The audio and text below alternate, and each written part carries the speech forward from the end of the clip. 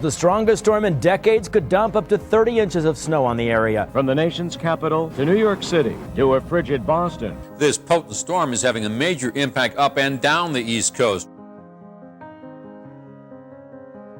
A brutal assault of wind and snow like few have ever seen before.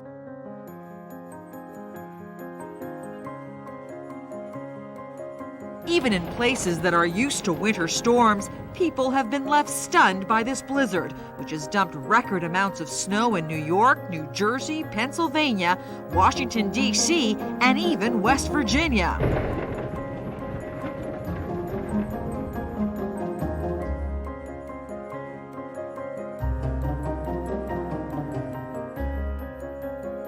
For the first time in its history, New York City has been isolated, with all its airports shut down, roads closed, and trains stopped in their tracks. New York Governor George Pataki has declared parts of the state a disaster area.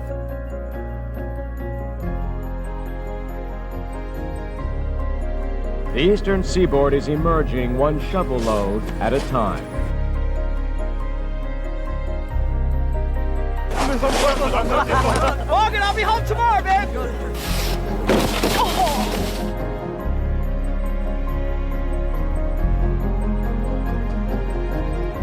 The worst storm in 13 years covered the nation's capital in a thick blanket of snow. 32 inches of snow on the ground here. They are calling it the storm of the century. This storm won't be soon forgotten.